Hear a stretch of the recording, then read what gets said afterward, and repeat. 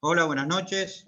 Estamos empezando una nueva charla del ciclo de charlas que estamos dando desde el comité de la UCR de Toay, juntamente con el Movimiento Nacional de la Militancia Radical de La Pampa. Y hoy tenemos la visita de Francisco Torroba, abogado, presidente de bloque, abogado, lo voy a decir dos veces porque en el primer flyer lo pusimos como ingeniero agrónomo y sé que se ha recibido un par de cargadas por eso. Entonces vuelvo a repetir que es abogado. Va a estar charlando sobre la problemática que tenemos hoy acá en nuestra provincia, sobre todo el rol del radicalismo en la triple crisis, la sanitaria, la económica y la política. Entendió él que era la síntesis de lo que iba a estar hablando. Esto ya saben cómo es. El disertante charla un rato, tira ideas, fuerza, y bueno, y después abrimos el debate, la charla entre todos, las preguntas, los comentarios. Así que, Francisco, gracias por estar y bueno, habilitar el micrófono y cuando quieras. Bueno, gracias Mario, gracias por la invitación. Yo creo que la pandemia nos ha obligado a la utilización de todos estos medios en forma forzada, a los que teníamos cierto grado de analfabetismo, pero bueno, de a poco nos hemos ido acostumbrando. Yo he querido referenciar a, digamos, a una alineación de los planetas negativos que tiene la Argentina en la actualidad, que es una crisis económica, una crisis política y una crisis sanitaria, porque si uno repasa la historia de los últimos tiempos, me parece que es una crisis de una magnitud pocas veces comparable o encontrando semejanzas con otras crisis, ¿no? Digo, yo voy a referenciar digamos, a tres periodos: el periodo del kirchnerismo, el periodo del macrismo y a la actualidad. Lo que respecta a la situación económica, Cristina Kirchner, cuando se va, deja una situación de pobreza, 30%, que parece que está encapsulado a esos niveles de pobreza en aumento, una inflación del 26%, un gasto público que me parece que es muy importante tener en cuenta de 42% del PBI, una altísima presión tributaria que no se había dado nunca en la historia de la Argentina, un déficit fiscal de 6 puntos del PBI, una balanza comercial deficitaria, un retraso del tipo de cambio. Voy a dar un ejemplo. La Argentina tenía una balanza turística deficitaria, o sea que eran más los argentinos que salían de vacaciones que los que entraban de vacaciones, y esa balanza deficitaria significaba anualmente, y se dio también durante la época del macrismo, 3 veces las exportaciones de trigo. Se fue dejando cepo cambiario. Las reservas del Banco Central eran nulas. Quiero referenciar que antes de terminar su mandato, YPF, que ya había sido renacionalizada, compró una petroquímica que tuvo que anular la venta por faltas de reservas en el Banco Central para poder pagar esta compra de la petroquímica. Una situación de default, la Argentina seguía estando en default. Un sistema bimonetario, digamos, la Argentina, y sigue con este sistema bimonetario, el peso y el dólar son de circulación permanente, un sistema financiero que era raquítico, o sea, cuando esto digo Chile tiene un sistema financiero que es el 100% del PBI, Brasil el 80 y pico por ciento del PBI, la Argentina tiene un sistema financiero del 14% del PBI, o sea que el sistema financiero argentino equivale al quinto banco brasilero. ¿Y por qué referencio a esto?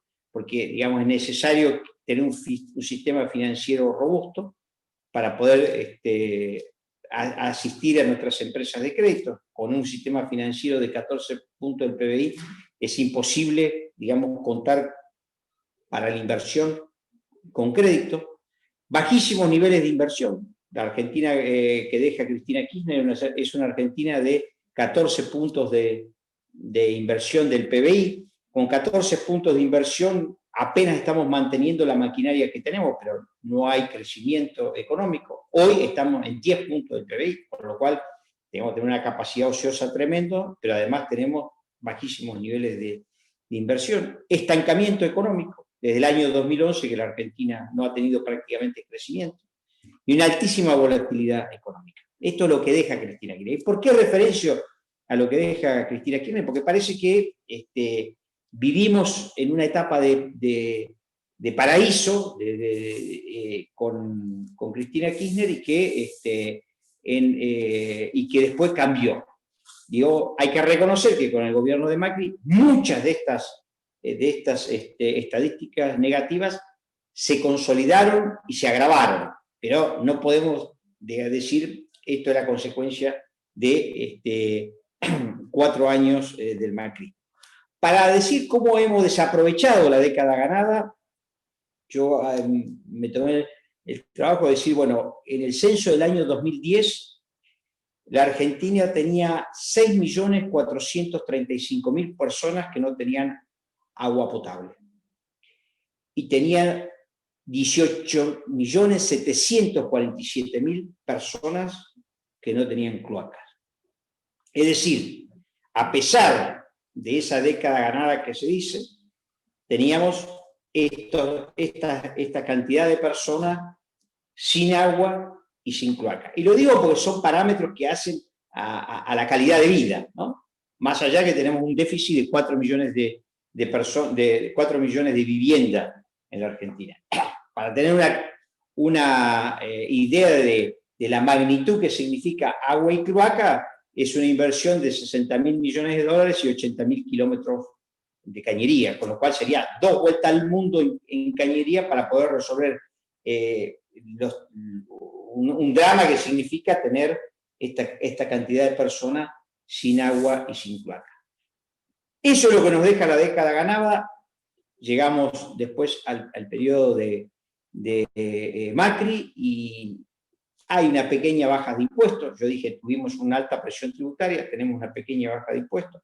El déficit fiscal, los primeros 2 años tiene una pequeña baja, después se produce del 2018 en adelante un ajuste fenomenal que nos lleva a decir, bueno, hay una caída del déficit fiscal, pero hay un aumento de los pagos del servicio de la deuda, o sea, la Argentina se endeuda, Macri se va dejando más inflación de la que recibió, se va dejando más pobreza que la recibió, se va dejando más deuda externa de lo que recibió. También hay que ser sincero, en el periodo teníamos escasamente 6-7 provincias que tenían superávit fiscal, 20 distritos llegaron a tener superávit fiscal porque hay un reconocimiento de ese 15% que había litigado Santa Fe, Córdoba, hay más recursos no arbitrarios, sino por participación, que en forma escalonada el gobierno de Macri le va devolviendo. Pero bueno, se prometió levantar las retenciones, no se levantaron las retenciones, se prometió levantar el cepo, y nos fuimos con cepo, y digamos, esta es la situación económica que hereda Alberto Fernández. ¿Por qué comparo esto? Porque creo que a partir de la llegada de Alberto Fernández, la crisis económica no se resuelve. Soy crítico de la inexistencia de un plan económico, más allá de que ahora hemos tomado algún tipo de medidas que tienen que ver con la fórmula de ajuste de las prestaciones jubilatorias, que significa, si se quiere, legislar a la baja, significa un ajuste de las jubilaciones. Me parece que con los salarios se va a seguir el mismo camino, o sea que la llegada de los representantes del Fondo Monetario lo ha llevado al gobierno a tomar algunas medidas que tienen que ver con el ajuste. También hay que decir, con respecto al periodo de Macri, que se llevó adelante una política monetarista que fracasó y que llevó a altísimas tasas de interés, digamos, donde la timba financiera se generalizó y producir no era negocio especular, y que los bancos tuvieron grandes ganancias en el periodo, sobre todo en el periodo 2018-2019. Yo he sido crítico de la manera que se ha manejado el Banco Provincia de La Pampa, donde no ha habido una apuesta ni a fomentar la producción, sino a la especulación, primero en el EVAC y después en el ELIC, y a no morigerar el ciclo económico. Yo creo que tuvimos una caída de la actividad económica que el Banco de la Provincia de La Pampa, como agente financiero, pudo haber morigerado con créditos a las pymes, con créditos al consumo, y que la especulación lo atrajo, o sea, la especulación financiera de Macri lo atrajo para sumarse a ella.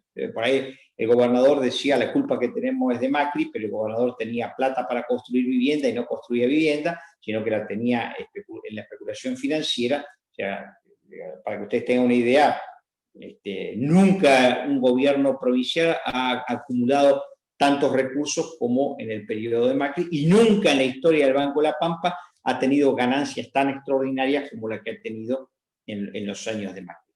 Con lo cual digo, el gobierno provincial pudo haber morigerado el ciclo económico y haber permitido que hubiese más actividad económica, más empleo. Se dedicó a echar la culpa a Macri, que era responsable sin duda, pero teniendo las herramientas no lo llevamos adelante. Y bueno, viene el cambio de gobierno, digo, han transcurrido 10 meses, 10 meses que en los primeros enero, febrero y marzo no hay vestigios de una reactivación económica, y yo le atribuyo esto a la ausencia de un plan. Digo, nadie sabe lo que el presidente quiere llevar adelante. El equipo económico, digo, por ahí el presidente dijo, yo descreo en los planes, estoy jugando al póker y no voy a bajar mi juego. La verdad, digo, creo que la Argentina atraviesa una situación extremadamente compleja como para que el presidente descrea de un plan económico y además que tenga, digamos, esta visión de que, bueno, vamos a ir haciendo camino al andar. Vino la primera misión del Fondo Monetario y dijo, muchachos, preparen un plan. Y bueno, aparentemente esto es lo que empieza a pergeñar el ministro de Economía. Digamos, tenemos una situación económica extremadamente compleja. No veo que haya, salvo en los últimos días, un aumento de los commodities, o sea, que hay que ver si se da por un exceso de dólares en el mercado internacional, que puede ser, bueno, todos los bancos salieron a emitir, y entonces hay un posicionamiento en commodities, o, como marcan algunos especialistas, una caída de los stocks en los Estados Unidos, que ha llevado por primera vez en los últimos 4 años a la soja a superar los $428, el mejor precio en los últimos años, y arrastra al maíz, arrastra al trigo y todo eso. Es una buena noticia para la Argentina. Pero bueno, a caballo de esta crisis, que digo, Cristina dejó una bomba de tiempo, Macri tuvo una incapacidad para resolver y agravó la situación.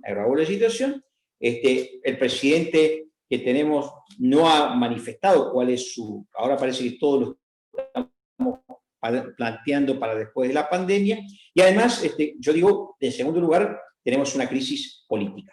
¿Y en qué visualizo la crisis política? Bueno, la visualizo en que la Argentina pasa en el resto del mundo, pasa en Estados Unidos, pero preocupémonos por lo que pasa en la Argentina, ha exacerbado los niveles de confrontación. Entonces, digo, algo que con el gobierno del radicalismo parecía que había quedado en el pasado, cuando el presidente Alfonsín recitaba el preámbulo y los convocaba a todos y hablaba de la unidad nacional, bueno, hoy tenemos una sociedad que está fragmentada no como pasa en Estados Unidos, que el medio de Estados Unidos piensa de una forma y las costas pues piensan de otra, o por cuestiones raciales, sino que hay un fuerte condimento de un dogmatismo exacerbado. Ahora, si uno repasa a partir de cuándo se produce esta fragmentación, yo digo, bueno, el kirchnerismo implantó esto de amigo y enemigo, los ellos y nosotros, y creo que a partir de la 125, de esa expresión de que vamos por todo, de alguna manera se ha profundizado una grieta en la Argentina. Entonces yo dije, bueno, ¿cuál es el rol del radicalismo? Me parece que el rol del radicalismo sería retomar la idea de la unidad nacional y trabajar por la paz y la concordia de los argentinos. Me parece que es el único país, el único partido que puede asumir una responsabilidad de esas características. No lo puede hacer un peronismo, digamos, de corte kirchnerista, no lo puede hacer el PRO. Me parece que nosotros tenemos que, digamos, fomentar la avenida del medio y partiendo de la base que la paz y la concordia en los países no bajan de un plato volador, sino que algo que hay que construir, que hay que alimentar día a día. Y me parece que sería muy importante que el radicalismo entienda la necesidad de conciliar las diferencias, la necesidad de que hagamos una agenda de las coincidencias y no la agenda de las diferencias. Digamos, los últimos años siempre estamos viendo en qué nos diferenciamos, no buscamos cuáles son los puntos en común que tenemos para conciliar. Creo que sería muy bueno decir, bueno, digo, a ver, ¿en qué nos podemos poner de acuerdo? Porque a medida que nos vayamos poniendo de acuerdo, va a ser más fácil ponernos de acuerdo en lo que tenemos grandes desacuerdos.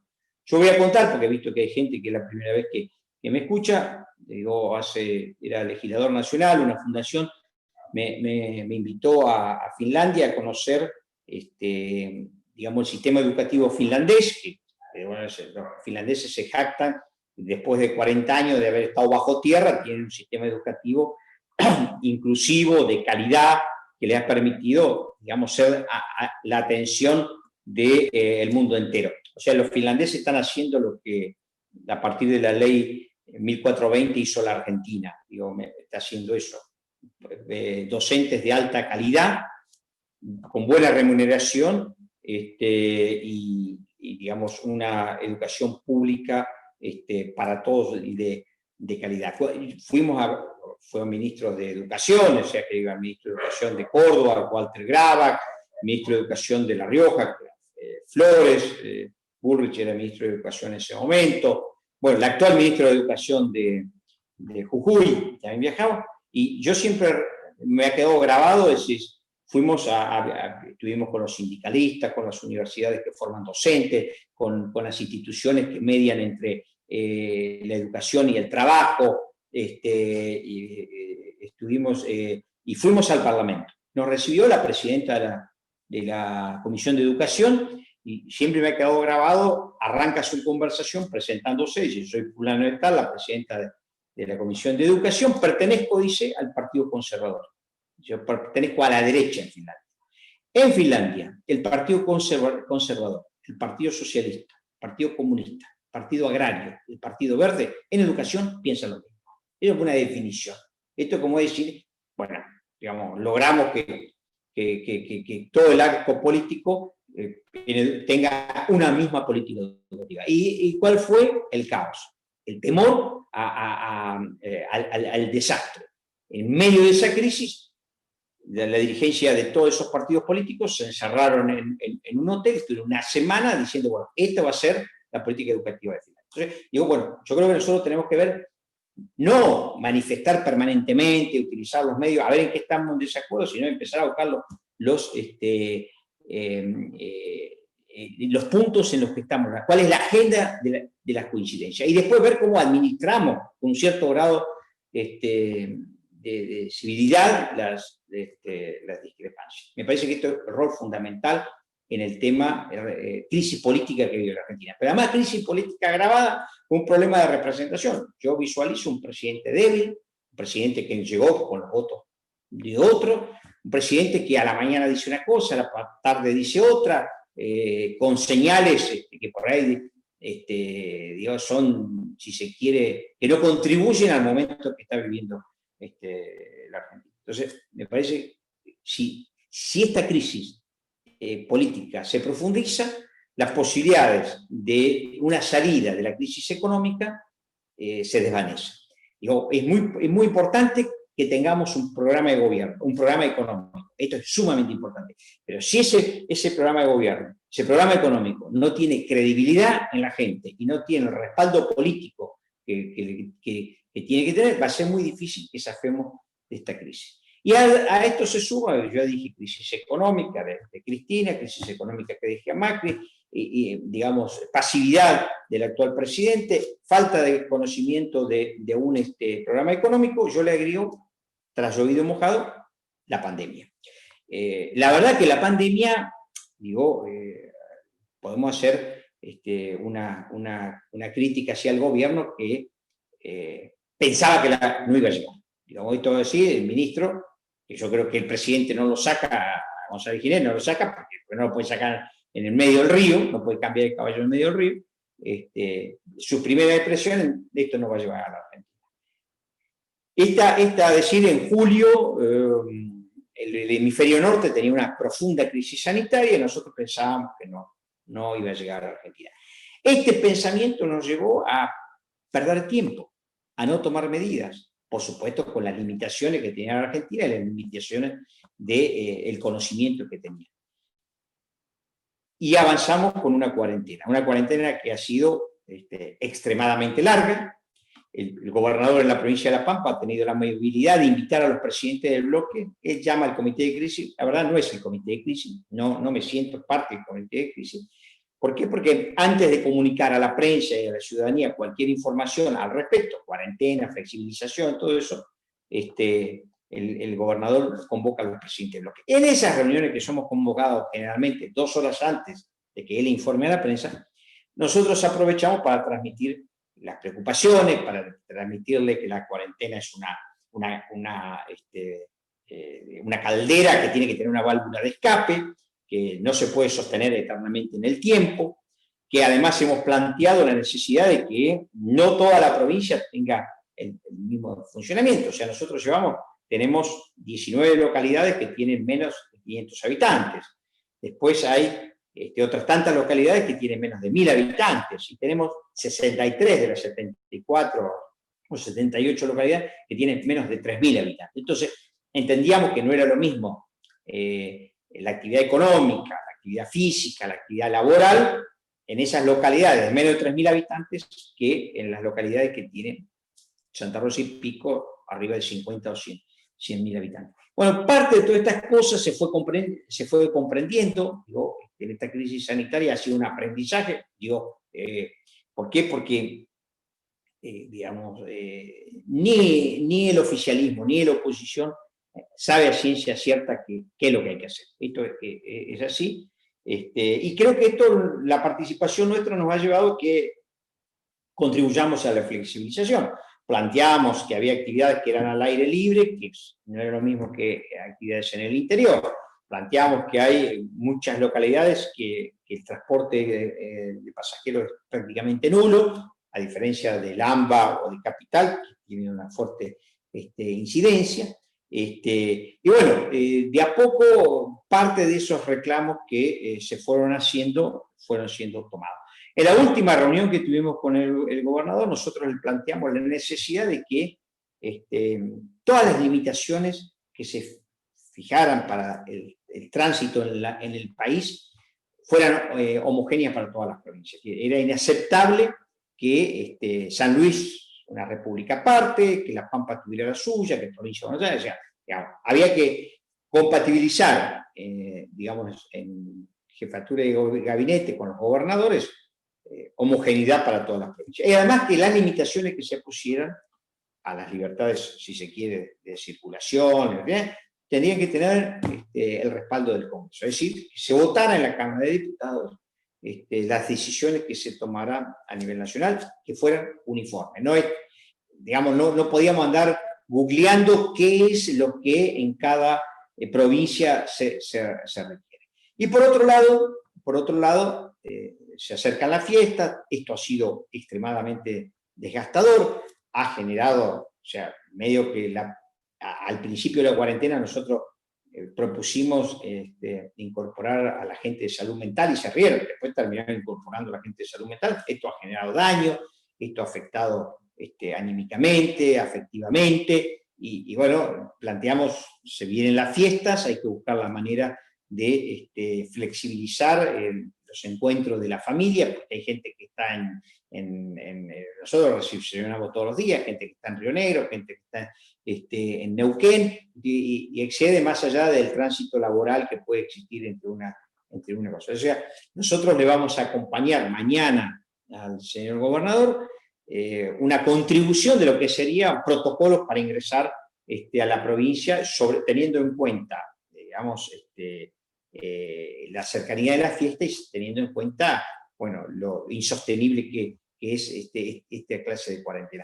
Digo, y vamos a alcanzarle sugerencias y todo, como lo hemos venido haciendo siempre, porque no entendemos que decir, bueno, que se habilite el libre tránsito y que sea con protocolo. Bueno, ¿cuáles son los protocolos? Bueno, protocolos significan un tipo de limitaciones a las libertades individuales. Creo que, el gobernador nos contó a nosotros, la primera reunión que tiene el presidente de la Nación con los gobernadores, dice, bueno, para que ustedes tengan una idea de cómo ha fracasado, si se quiere, lo cual no quiere decir que salgamos a hacer política con esta tragedia. Digo, el gobierno nacional le dice a los gobernadores, mire, si las cosas andan bien, en la Argentina vamos a tener 2.500 muertos. Si esto se desmadra, vamos a tener entre 20 y 25.000 muertos. Y me parece que en el año, me parece que vamos a cerrar el año con 40.000. O sea que a algo que se esperaba y era resultado, no ha dado el resultado esperado. Bueno, me parece que lo que no tenemos que hacer es de esto un relato, no tenemos que hacer darle una épica de resistencia, decir, bueno, el presidente se hizo asesorar, porque el presidente estas decisiones las toma en base al asesoramiento, que es lo que llevó a que tengamos el doble del número de muertos en el país de lo previsto. En la provincia de La Pampa, el gobernador dice, bueno, si esto se desmadra vamos a tener 140 muertos, y creo que estamos en 42. De alguna manera, las estimaciones que Nación le transmite a la provincia de La Pampa, estamos por debajo.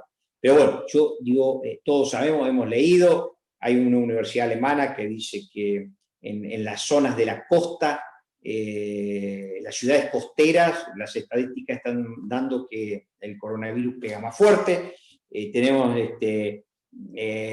un estudio de la Universidad de Harvard que dice que en las ciudades donde hay más smog, producto de la contaminación ambiental, pega más fuerte que en las ciudades que como se llama, que tienen menos smog. Hay otros estudios que dicen en las zonas húmedas, las estadísticas nos están dando que pega más fuerte que en la zona seca. Bueno, la verdad que estamos aprendiendo, y con el diario del lunes todos podemos decir, debimos haber hecho esto, debimos haber hecho otro, y me parece que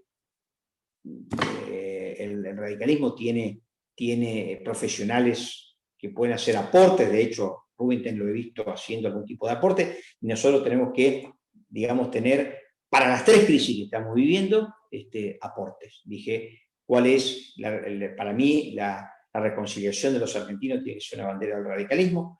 A la crisis económica hay que manejarla con aportes, no decir, bueno, esto no es una cuestión de actividad económica o vida, nosotros tenemos que cuidar a las empresas, tenemos que cuidar la vida, esto tiene todo que ver con todo, y me parece que si decimos no a la cuarentena, tenemos que decir qué es lo que vamos a hacer, ¿no? Porque esta es la realidad.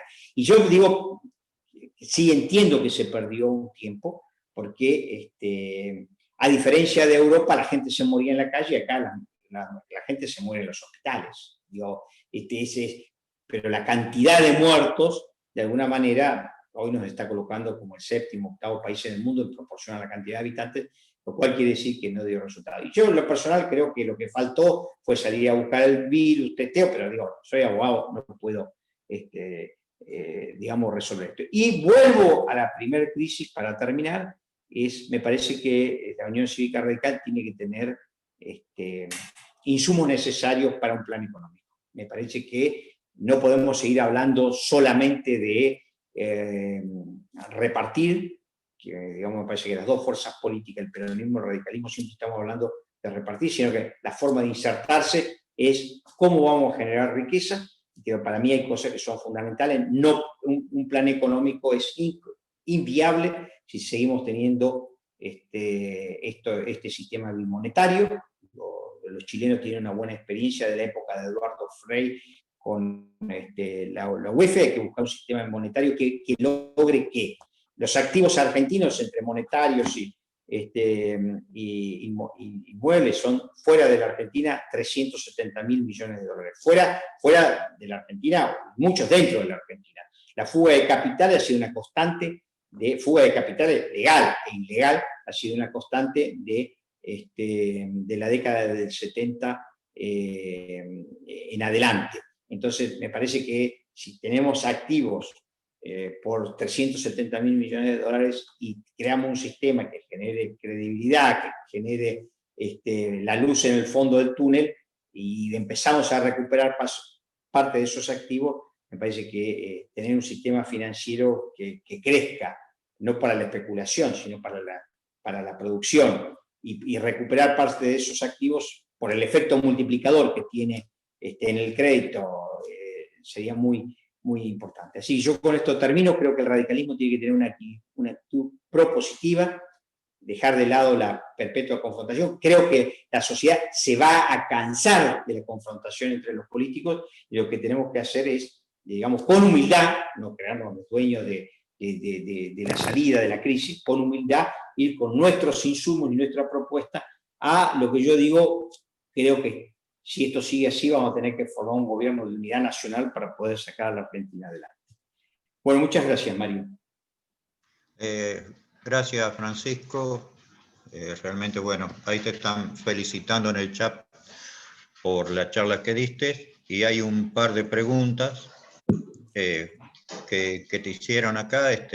Una de las preguntas dice, sistema previsional, ¿qué futuro tenemos? Y conjuntamente con eso dice, ¿qué le espera a las pymes? Así, como sencillito, como para empezar a charlar, ¿viste? Temas fáciles. La vida económica de la Argentina depende de las pymes. Digo, el 65-70% del empleo lo generan las pymes. Que además las pymes tienen, un capital humano en los empresarios pymes que la verdad se caen y se levantan, tienen el problema y lo superan. O sea que, si nosotros acomodáramos la macro y le diéramos respaldo, sobre todo respaldo financiero, yo soy un pequeño empresario pyme en la agricultura y ganadería acá, pero ¿qué nos pasaba durante el gobierno de Macri? Uno agarraba un cheque a 30 días, lo iba a descontar al banco y tenía el 135%, cuando la inflación esperada era del 30%. Es decir, tenemos que crear las condiciones, en primer lugar, para proteger a los que crean empleo. Esto está claro. Y esto significa condiciones financieras. Mire, tenemos un sistema tributario, 169 impuestos en la Argentina. 169 impuestos, provinciales, municipales y nacionales. De los cuales 10 impuestos se llevan el 90% de la recaudación.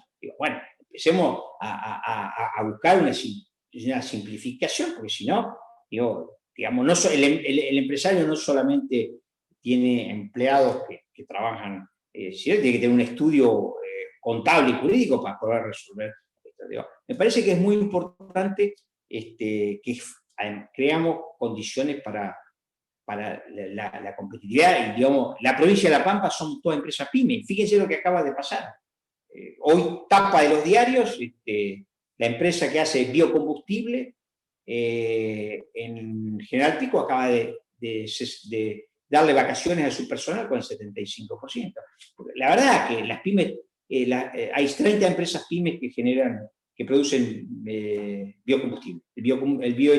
El biocombustible es el que en la Argentina es el aceite de soja convertido en gasoil, si se quiere, el que por mandato se corta con el gasoil. El gasoil que nosotros le echamos a la camioneta, a los tractores, tiene 90% gasoil fósil, 10% biocombustible.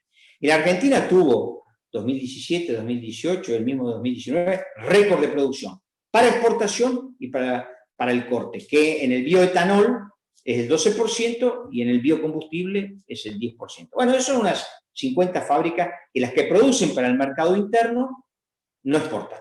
Las que pueden exportar son las grandes y las que producen para el mercado interno, por una cuestión de escala, son esas 50 empresas.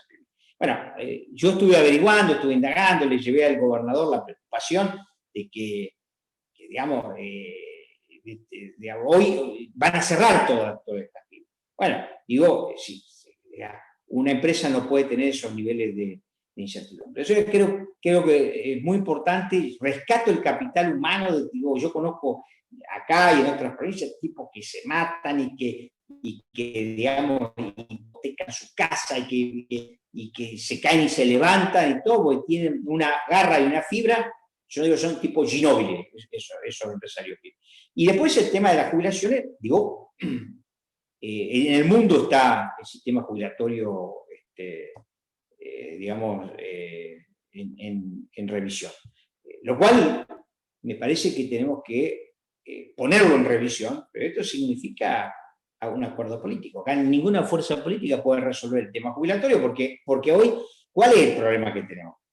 Todavía tenemos el bonus que significa una población joven. Entonces, todavía tenemos una población joven. No lo tiene España, no lo tiene Italia, no lo tiene Alemania.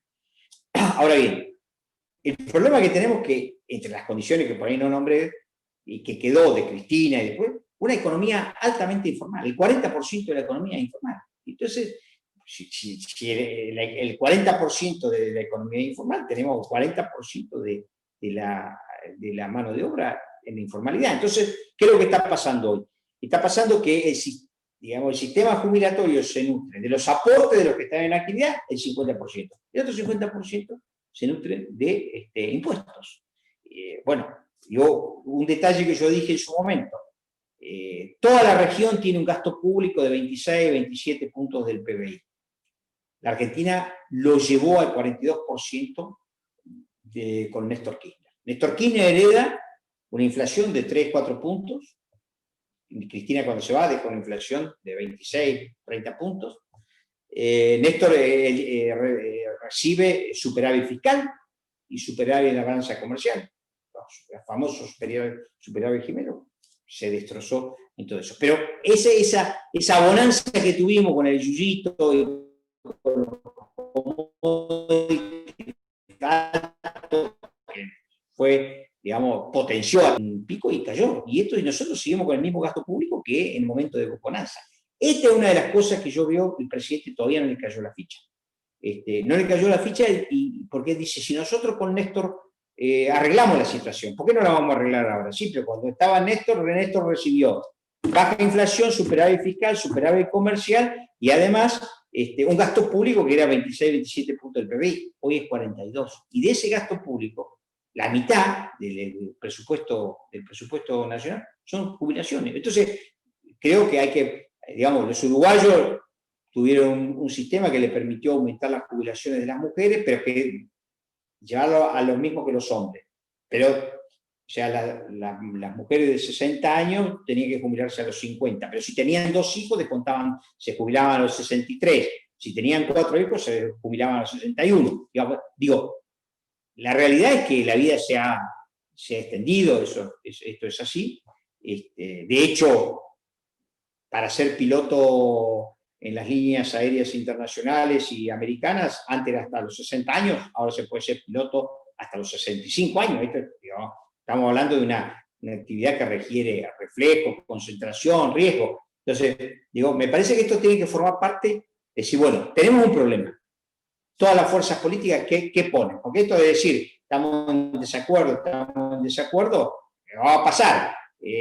Cuando Macri, y yo coincido con esto, yo creo que los salarios y las jubilaciones deberían estar indexados a valor de inflación. Me parece que así funciona en Estados Unidos, así funciona en el mundo, pero tendríamos que estar indexados a valor de inflación. Pero cuando se tomó esta decisión, casi, bueno, destruyeron la Plaza de Congreso, casi tomaron por asalto la Cámara de Diputados y la Cámara de Senadores, unos niveles de... Entonces, bueno, si tenemos un problema, ¿qué insumo, qué aporte trae cada fuerza política para resolver algo que es vital? Si es 50% del presupuesto de nación, es decir, que pagas jubilación y te queda el resto, ¿no?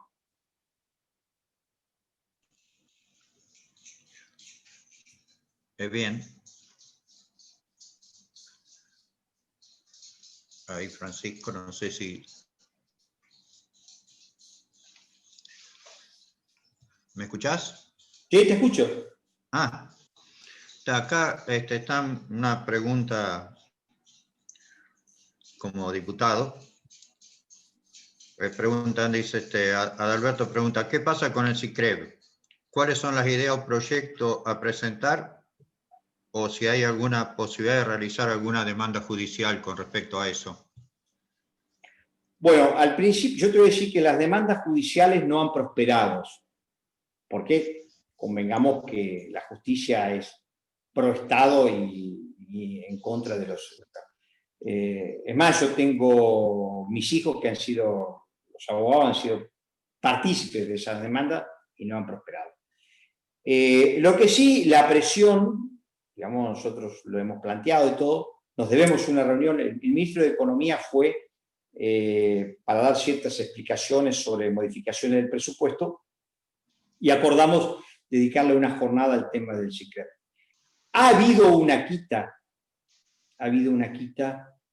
importante en la cantidad de personas que estaban involucradas en el SICREV, para que la gente, digamos, porque por ahí alguien que nos está escuchando no sabe qué es el SICREV es, digamos, la absorción automática que hace el Estado provincial de depósitos que se producen en las cajas de ahorro, cuenta corriente, salvo lo que significa sueldos, cuando se detectan deudas provinciales. Es el tema de ingresos brutos, pero se ha generalizado, te encuentran vos debes patente, te empiezan a debitar. ¿Y cuál es el problema? El débito no es que cubre la deuda, permanece en el tiempo. Entonces, vos pasás de tener, ser deudor a ser acreedor del Estado. De hecho, Franco tuvo que reconocer que no hay moratorias porque el Estado provincial no tiene plata en la calle a raíz del SICREV. Bueno, creo que hay 10.000 o 11.000 personas hoy las que están involucradas en el SICREV, deben ser unas 6.000, 5.000 personas. Nosotros tenemos, estamos esperando que vaya el ministro para tratar el tema presupuesto. Estamos terminando de analizar la cuenta de inversión y les puedo decir que en la cuenta de inversión el gobierno provincial durante los años de Macri la plata la juntó con pala y además tuvo una altísima presión tributaria. Esto lo vamos a plantear nosotros. Tenemos algunas alternativas, digamos, hacia el SICREV que irían en base a decir, bueno, cómo se entra con mucha facilidad y se sale con facilidad. Acá el problema del SICREV es que te meten con mucha facilidad, pero te tenés que volver mono para que te den de baja. Y más hoy en tiempo de pandemia, donde la dirección de renta está cerrada. Digo, la Cámara de Diputados hoy tuvo reuniones de comisión y las ha suplido con Zoom, y mañana tenemos sesión y creo que vamos mañana por la 19ª sesión y renta ha estado cerrado. O sea, con lo que significa cerrar renta para la provincia de La Pampa. Evangelista, la última vez que fue Franco, le dijo, che, ¿cuándo va a abrir renta? Porque, digamos, el que está en el SICREV y tiene la documentación necesaria para salir, no lo pueden sacar, entre otras cosas. Por esto. Pero no quiero adelantar cuáles son las propuestas que digamos que estamos evaluando, las tenemos, y creo que, bueno, como positivo, la baja que se dio de esas 10.000 personas, 11.000 personas que estaban en el SICREV. Creo que el SICREV es una manifestación de un autoritarismo exacerbado. Y es un Estado, digamos, con una gran voracidad. Para que ustedes tengan una idea, el ingreso bruto es el mayor impuesto que recauda la provincia, ¿no? El impuesto provincial. Gracias, Francisco. Acá en el chat están preguntando con respecto a lo que iban a presentar al protocolo que van a presentar al gobierno. Si se va a proponer no hacer los 14 días de cuarentena. Sí, eso lo están preguntando acá.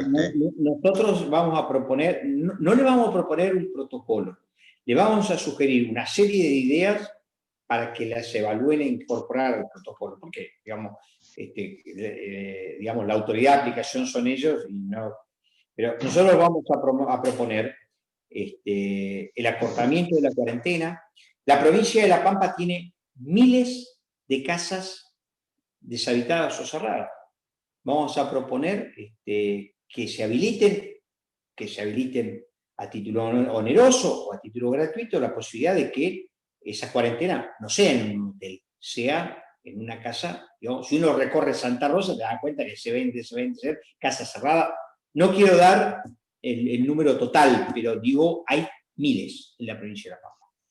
Todos sabemos que hay muchísimas quintas alrededor de cada una de las ciudades o pueblos que también están cerradas, que generalmente se habilitan para el verano, pues un buen lugar de aislamiento. Y después hay muchos campos que, como consecuencia de que las familias se trasladaron, hay casas alrededor de Uriburu, de campos de Anguil, de Lonquimay, hay muchísimas casas que están hoy cerradas, que pueden ser un lugar para la cuarentena. Y creo que hay que compatibilizar, acortar en el tiempo la posibilidad de hisopado, que tampoco es garantía absoluta, nosotros estamos claros, y además apelar un poco a la responsabilidad, ¿no? Me parece que es muy importante esto de que nos tenemos que cuidar nosotros, tenemos que cuidar a nuestra familia y tenemos que cuidar al prójimo, ¿no? Digo, yo entiendo, se lo he planteado al gobernador, todos tenemos que poner algo. Esto salió la pirinola en la cuarentena, todos ponemos algo. Todos ponemos algo. Algunos pondrán del bolsillo, otros pondrán inactividad, otros pondrán afecto. Pero me parece que todo eso, yo le he dado el ejemplo de la caldera sin válvula de escape. Tiene que tener una válvula de escape. Y es la posibilidad de decir, bueno, estas cosas las vamos a flexibilizar. Creo que el gobierno se ha dado cuenta de que es insostenible una cuarentena eterna. Imagínense que si no contamos con la vacuna y cae una segunda ola, porque nosotros nos estamos comparando con países que ya cayó la segunda ola, nosotros todavía no terminó la primera ola. Y además les quiero decir las cosas, o sea, se reunía este comité de crisis y vos decías, no, mirá, porque en abril llega el pico. Y la verdad es que en la provincia de La Pampa el pico está llegando ahora. Esto es la verdad, porque el aislamiento que hizo, corrió, el pico está llegando ahora, ¿no? ¿Esto qué ha permitido? Lo que dije hoy. Esto ha permitido que se preparara, si se quiere, un poco más el sistema de salud, con recursos edilicios y equipamiento, no con recursos humanos, porque no hubo una capacitación, una preparación de los recursos humanos. Si uno indaga un poco en Capital, en Provincia de Buenos Aires, han estado al límite, pero bueno, digamos, no se dio, y yo creo que lo que se trató de que, bueno, la gente se muera en los hospitales, se muera en los sanatorios, no se muera en la calle, como pasó en muchos lugares, desde Nueva York a Ecuador y todo eso. Me parece que eso se ha logrado, pero bueno, esto también ha significado todas estas restricciones a las libertades individuales, que reitero, hemos planteado que tiene que ser uniforme para todo el país y con una sanción del Congreso.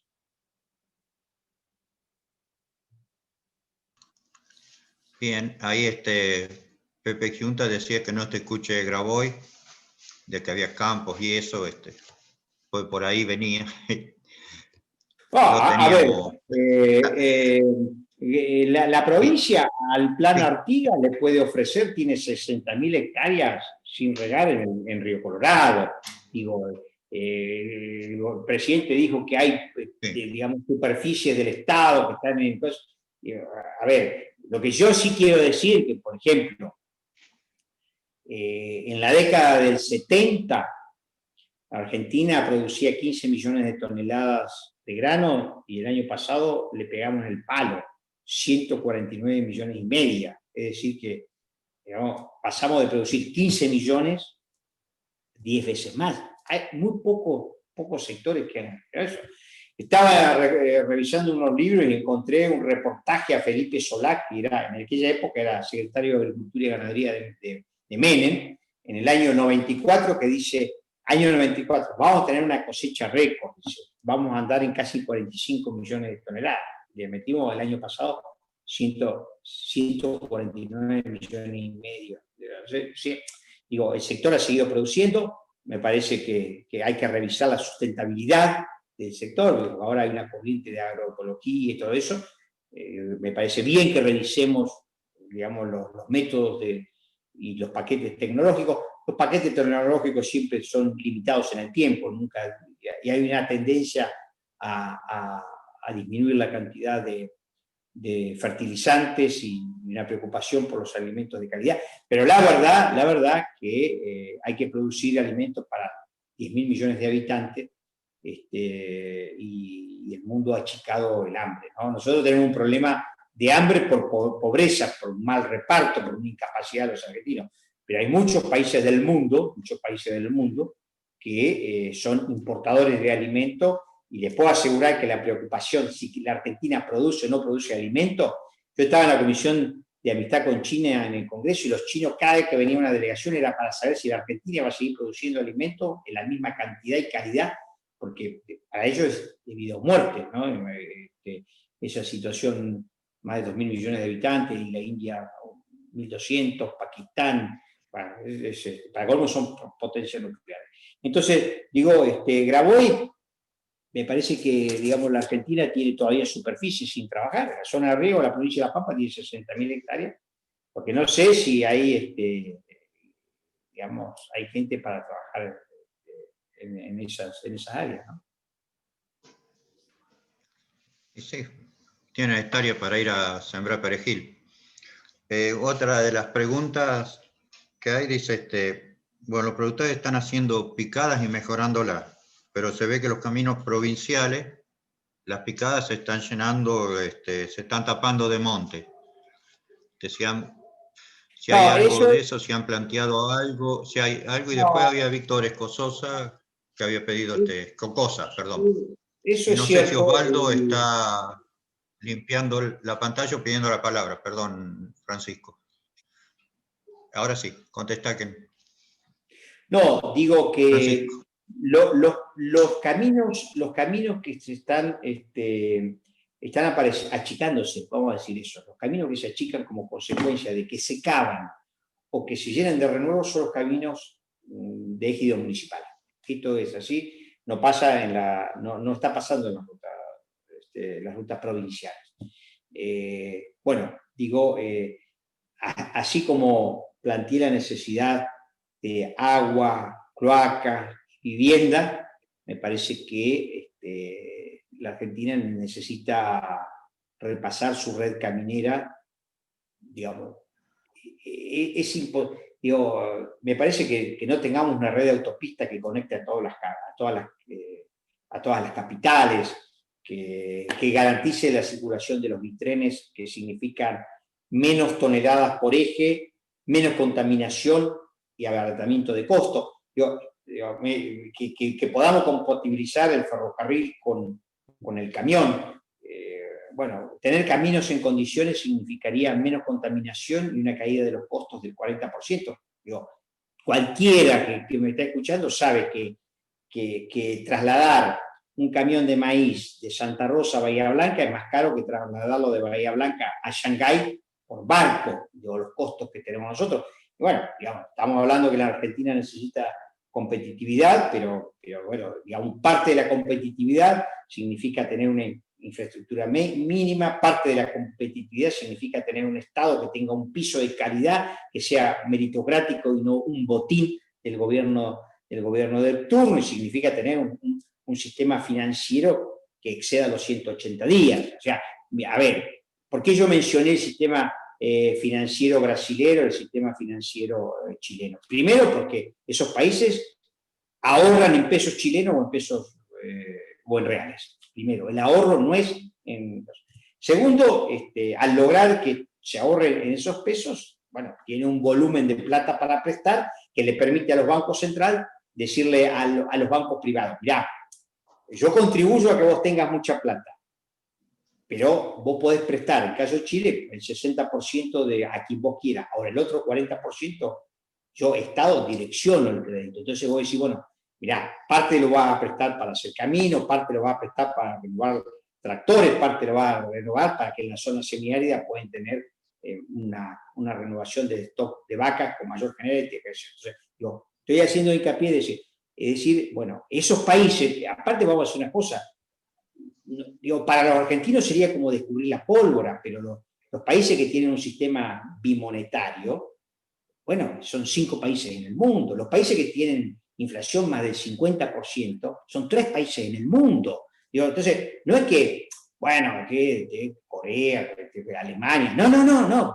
digamos, la Argentina no está pudiendo hacer lo que otros países lo hicieron, pero además no está pudiendo hacer lo que es un país que tiene 2.700.000 kilómetros cuadrados. Digo, si uno toma en la década del 60, el gobierno de Ilia, que se creció a tasas chinas al 8% y al 9%, la pobreza era del 6%. Y ahora estamos hablando de que ya tenemos digamos, 70 años prácticamente con una crisis que se van renovando, pero además tenemos una pobreza que está encapsulada en 30 a 35 puntos, y tenemos 50% de los chicos que en nivel de pobreza. Uno si proyecta eso hacia adelante, si puede jugar. Ahora, digo, si nosotros decimos tenemos que tener una moneda, tenemos que garantizar el ahorro, tenemos que, digamos, porque aparte de otra cosa, ahorrar en dólares tampoco garantiza, digamos, es una tabla de salvavidas, pero estaba viendo estadísticas. El dólar del año 70 a la actualidad tuvo una inflación del 700%. La UF chilena, de la época de Frei hasta ahora, no perdió un peso el tipo que ahorró en pesos chilenos. Sí, perdió el chileno que ahorró en dólares. Ese perdió, se ahorró desde la década del 70 hasta ahora, se perdió el 700%. Porque el dólar tiene una inflación del 2-3%, en la época que abandonó Nixon el patrón oro, le pegó una disparada que era una inflación galopante en la época de aparecieron todas estas teorías monetaristas de Milton Friedman y todo lo demás. Entonces, digo, si nosotros somos un país que tenemos los recursos que tenemos, digamos, las universidades que tenemos, todo eso, no podamos tener una moneda, que tengamos un sistema monetario, que no podamos tener un sistema financiero que sirva para créditos para la producción y no para especular, bueno, me parece que estamos al horno, Y pongo como prerequisito resolver los problemas políticos, porque yo que lo que estoy viendo con estos niveles de confrontación, va a ser muy difícil que la gente quiera invertir en Argentina. Ahora, si la Argentina pega un buen plan económico y un piso de paz y de concordia, me parece que están dadas las condiciones para un boom y para recuperar parte de esos 370.000 millones de dólares. El plan Marshall que tiene que venir a Argentina no se lo va a dar el Fondo Monetario. El plan Marshall tiene que venir de la plata que tienen los argentinos afuera, y que vamos a ser claros, de Cambiemos y del peronismo, y todos los funcionarios ahorran en dólares. Esto es así. Todos te dicen que hay que tener un sistema bien monetario, pero además, bueno, ahorran también para protegerse, ¿no? Muy bien. Gracias, Víctor Escocosa. Hola, buenas noches. Gracias, Mario. Gracias a todos por dejarme participar. Mi único objetivo siempre es aprender, y la verdad que lo primero que tengo que decir es que me ha sorprendido el señor Francisco por haber hecho un resumen en los 3 ejes, o 4 o 5 fundamentales, de cuál es el análisis, al menos desde su posición, de la pandemia. Casi no debería opinar yo de este tema, De la pandemia no voy a hablar porque muchos de ustedes ya me han escuchado varias veces. Simplemente digo que con el diario del día lunes es fácil opinar. De inicio estuve de acuerdo con la cuarentena por 30, 40, 60 días. Después, haciendo análisis con lo que ocurría en el hemisferio norte, me di cuenta que estábamos haciendo las cosas mal y que el gobierno estaba mal asesorado y que la oposición no fue una oposición coherente, a pesar de que en un primer momento hasta apoyó los DNU. Pero después caímos abruptamente. Y eso ocurre, y esto es lo que quiero hablar, es que no está ocurriendo la Unión Cívica Radical. Yo celebro que en mi provincia, que es Córdoba, el Comité Provincia haya propuesto ya, pese a todos los líos internos que hubo, una fecha para elección de autoridades partidarias. Y eso es muy interesante porque yo creo que el radicalismo lo primero que debe hacer es fortalecerse en sí mismo. Estamos confundidos, estamos queriendo hacer coaliciones, alianzas, cuando en realidad estamos todos desparramados con una, con una cantidad de dirigentes que ya casi no nos representan porque son siempre los mismos desde el 83 a esta parte. Hay gran cantidad de ellos, no todos, que no nos representan, simplemente han hecho un coto de casa personal, un trabajo, digamos, en relación con el Estado, y que realmente nos ha involucrado a todos en una crisis partidaria. A ver, yo coincido con el señor Francisco en que hay que buscar consensos y que esto únicamente se va a salir si hay un pacto, por decirlo de alguna manera. Pero el tema es que nosotros tenemos asignatura pendiente como Unión Cívica Radical y esa asignatura pendiente es cumplir con nuestras cartas orgánicas, empezar a hacer las cosas como corresponden, como están escritas, designar a quienes realmente nos representen y empezar a tener ejes. Porque la Unión Cívica Radical no le falta ejes programáticos. Lo que le falta es reunir su tropa. Está toda desperdigada. No sé cómo será en La Pampa, pero es una provincia de 400.000 habitantes, con una ciudad con Santa Rosa que debe tener 100, 110.000. Nosotros en Córdoba tenemos mucho más que esa población. Nuestra capital de provincia es más de 1 millón de personas y tenemos muchas ciudades importantes en el interior de dicha provincia.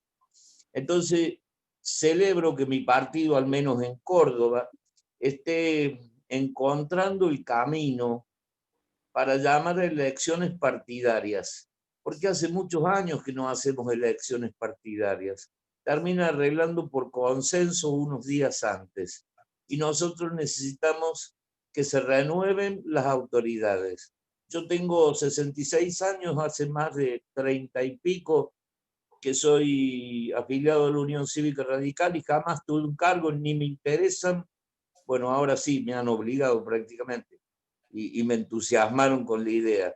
Pero me refiero que necesitamos que se modifiquen las personas que participan y la gente está divorciada de nosotros y está divorciada porque la tiene muy clara, no lo representamos. Entonces nosotros como Unión Cívica Radical, más allá de que concuerdo con usted en el pacto, concuerdo, pero lo primero que tengo que hacer es organizar mi tropa, debatir con mi tropa. El radicalismo históricamente es eso, es debate, consenso, disenso, es democracia, es república, y a eso tenemos que apostar.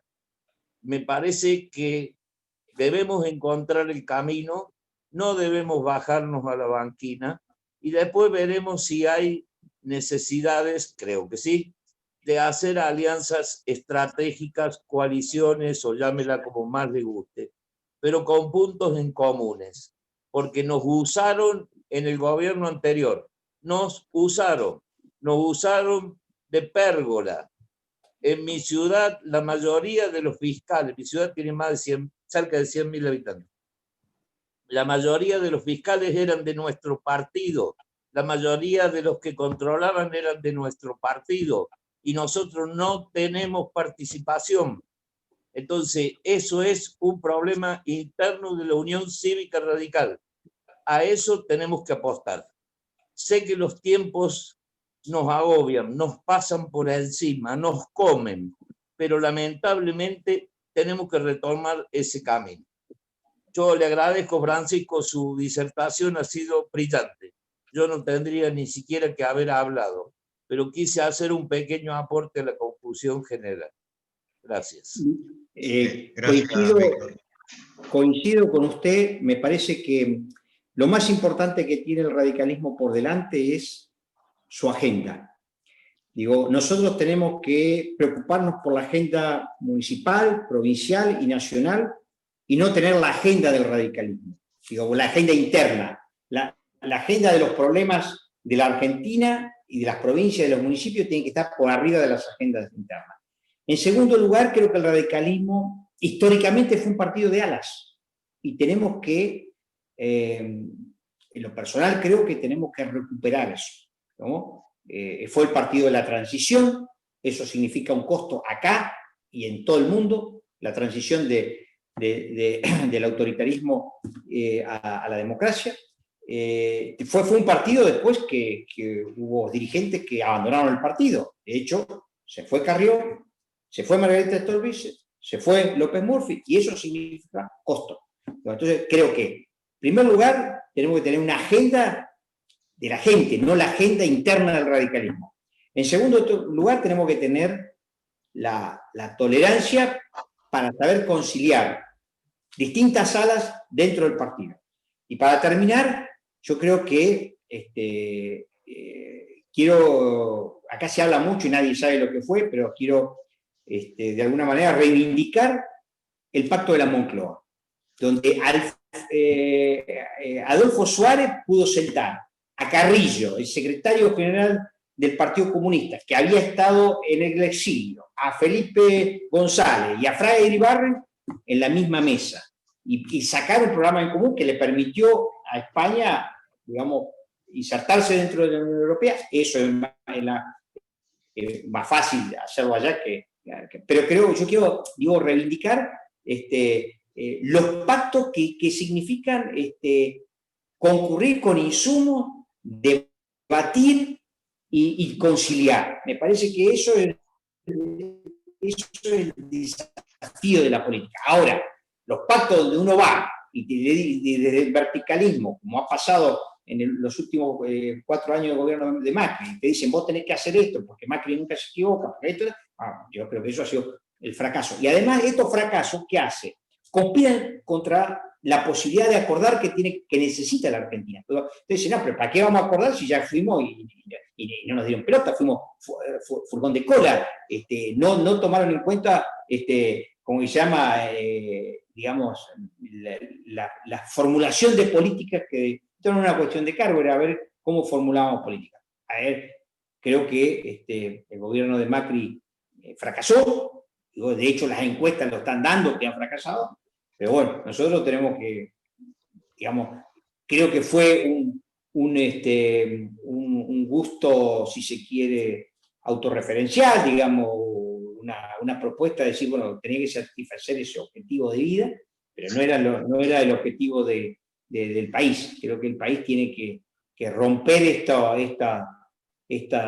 tantos años de retroceso, porque el mundo ha seguido avanzando, nuestros vecinos han seguido avanzando, más allá de todas las dificultades. Pero bueno, nosotros somos un país de 2.700.000 kilómetros cuadrados y la verdad que los niveles de pobreza, de inflación, los niveles de exportación y todo eso, y además la caída en la calidad educativa, esto no hace falta, digamos, tomar la prueba PISA para darse cuenta que cada vez tenemos una caída, ¿no? Entonces la Argentina no va a ser sustentable en el tiempo, ¿no? Yo le agradezco, pero bueno, me parece que tenemos desafíos y tenemos que preocuparnos sobre cuáles son nuestras propuestas. No vamos a recuperar la credibilidad en la sociedad si nos pasamos hablando de los problemas internos y si no sabemos qué le vamos a proponer a la sociedad. Me parece que es muy importante que vayamos a una mesa con planes y no a decir, bueno, nosotros, esta es una coalición electoral, vos gobernás y nosotros te vamos a acompañar, que es lo que pasó, y para fracaso y para mal de todos los argentinos del gobierno anterior, ¿no? Sí, hay una diferencia con respecto a lo que plantea Francisco con el pacto en España, y la diferencia está en que los tres partidos que estuvieron en el pacto tenían una conducción fuerte y creíble. Nosotros hoy, lamentablemente, ni nosotros ni el justicialismo tenemos una conducción partidaria fuerte y mucho menos creíble. Entonces, creo que las dos cosas van de la mano. O sea, planteemos, no, estoy totalmente de acuerdo que hay que tener políticas de Estado, pero conjuntamente con eso tenemos que ver quién es el que va a hablar y cuán representativo es de todo el sector para que realmente la política de Estado sea de Estado. No sé, Osvaldo, si habías levantado la mano. No, estaba limpiando pantalla nomás. Bien. ¿Alguien más? No, yo, si me permitís, para terminar, sí. Quiero decir algo al respecto, Mario. Yo coincido con vos que es muy, muy importante, digamos, quién visualiza los liderazgos. Digo, uno diría, bueno, una personalidad como la de Alfonsín, a lo mejor en este momento, que además estaba convencido del diálogo, que estaba convencido de la unidad nacional, puede poner al frente. Por eso digo, esto lo puede hacer la dirigencia del radicalismo, y alguna dirigencia, no todos, pero me parece que es muy importante trabajar eso. Y en segundo lugar, te quiero decir lo siguiente. La crisis crea un clima para que estas cosas se puedan hacer.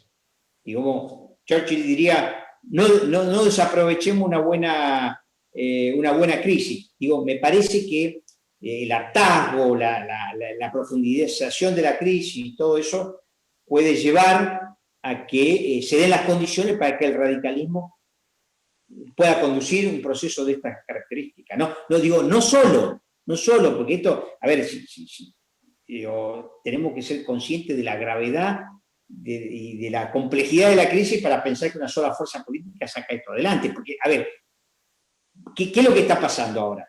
La verdad que tenemos una crisis impresionante, unos niveles de pobreza que han llevado al 50%, pero yo diría, hay una contención que está haciendo el sindicalismo por un lado, los intendentes por otro. Imagínense esta crisis y estuviéramos gobernando nosotros. Que hace que esta crisis no se manifieste a este gobierno como si nos hubieran manifestado a nosotros. Entonces, creo que pensar que en soledad podemos sacar el país adelante sería un error. Coincido, Francisco. Tito tenía palabra, después pidió Gustavo, después Manolo, después Cocosa. ¿Hablo yo? Sí, pues estaba con medio Pechín, pero no habló, así que dale, Gustavo. Perdón. No, decime cuál es el orden. Yo no sé si me estabas refiriendo a mí o a usted. Iba el compañero Pechín. Ok. Así como para que empiece a hablar el unado. Tito, que es presidente del comité, después vas vos, Gustavo, y después va Manol. Y después Cocosa. 2 segunditos porque se va a hacer muy largo si no. No, simplemente lo que dijo Francisco respecto de la bendita grieta que ha generado. Es cierto que los que la inventaron, es cierto que los M la alimentaron. Dice la verdad, ¿no? Respecto del presidente, creo que es un presidente, coincido con Francisco, sin votos propios, que habla demasiado y tiene demasiadas imprecisiones. Y yo no conozco en ninguna empresa nadie que pueda salir adelante si no tiene un plan. No creo que el país sea distinto. Y lamentablemente tenemos que tener un plan económico porque encima estamos en medio de una crisis de la cual no hay atisbo de salir. Respecto de los 169 impuestos, son impuestos nacionales y provinciales. Los municipales son tasas y es aparte de los 169. Francisco, te quería corregir eso. Sumale eso. Respecto de la gestión económica de los 4 años de Macri, te diría que en los 12 años del kirchnerismo hubo un aumento del dólar del 261%, y hablo del dólar real, del dólar que dejó Macri, de 13 pesos, no el de 9. Y respecto de Macri, el dólar tuvo un aumento en 4 años del 376%. No estamos hablando de errores menores, ¿no? Respecto de ingresos brutos, yo te planteaba que uno de los problemas que hay no es solo el CICLEP, sino las percepciones. Y he llegado a mandar facturas con un 12% de percepciones, un 21% te mandé uno el otro día. Porque tenés mucha plata, Tito. 21% de percepciones de ingresos brutos. Es decir, lo que es un verdadero desatino es la comisión arbitral de ingresos brutos a nivel nacional, que es un viva la pepa, donde la republiqueta de Andorra se parece mucho más a esto. Todo el mundo hace lo que quiere, claramente. Entonces todo el mundo percibe porque quiere percibir, y no importa si da el lugar o no, perciben. Me parece que lo que hace falta en el país es un ordenamiento fiscal de tipo nacional y de tipo provincial. Quería comentarles eso nada más. Gracias, Tito. Gustavo Grispum, gracias por estar en el Zoom nuestro. Yo sé que tenés un montón de Zoom y bueno, tenés la palabra. Es un placer aquí, Vikingo, vos sabés, uno trata de cumplir como corresponde con los amigos, no siempre se puede, pero para mí era un placer acompañarlos y volver a saludar a los amigos, en el caso de Francisco. Hacía tiempo que no lo veía, ni siquiera virtualmente, y la verdad que me ha dado mucho placer escucharlo con atención, las cosas importantes que dijo. Me motiva un par de reflexiones, voy a ser breve porque yo simplemente soy un acotador de la exposición ya profusa y completa que Francisco nos dio. Claramente voy a coincidir con él en varias cosas y me gustaría matizar algunas otras. Quisiera poner un poco de perspectiva. Yo creo, él lo dijo, pero no lo dijo, digamos, en estos términos, y me parece que es importante remarcarlo, que estamos viviendo tiempos que son extraordinarios en cuanto a la magnitud de la crisis. Es una crisis sin precedentes. Es una juxtaposición de crisis conjuntas, él lo describió muy bien, pero todas de una magnitud sin precedentes. No hemos vivido una pandemia de esta magnitud por lo menos en un siglo, o más de un siglo, de principio del siglo XX. No hemos vivido una situación económica tan extraordinaria en caída como esta, ni siquiera en la crisis del 2001-2002.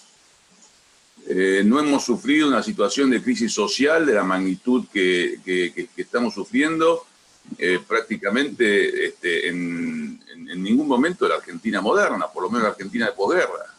Vamos a terminar teniendo niveles de desocupación en torno al 15, 16, 17%. ¿Quién sabe dónde termina esto?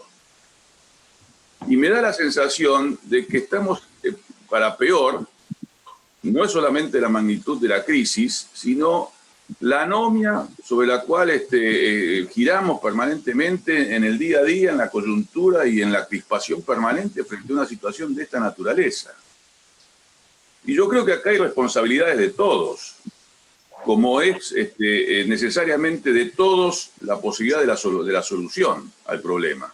Y bien lo dijo Francisco también en este sentido. Y a mí me gustaría poner también una breve perspectiva respecto de qué entendemos por la posibilidad de un entendimiento, de un acuerdo, de un diálogo institucionalizado en la búsqueda de una solución. Porque, digamos, venimos de procesos que son recalcitrantes, circulares. Tocamos varias veces con la misma piedra. Venimos de estancamientos seculares a lo largo de más de una década. La crisis nos lleva a niveles de actividad que son previos a la dictadura militar, pero con el crecimiento de la, digamos en términos per cápita, con el crecimiento vegetativo de la población, nos lleva a niveles de principios de los 80, que con el crecimiento vegetativo de la población nos lleva a niveles de ingreso per cápita, que es como se mide los niveles de bienestar, que son de la época de Rodrigazo. Entonces, son situaciones que son claramente de degradación nacional. Y lo que hace falta es poner una perspectiva de esta magnitud, sin dramatizar, pero reconociendo sí la naturaleza del problema, porque debemos encarar un proceso de reparación nacional. También lo dijo Francisco. Es necesario poner en perspectiva la necesidad de una solución compartida, de proponer una participación activa en la solución.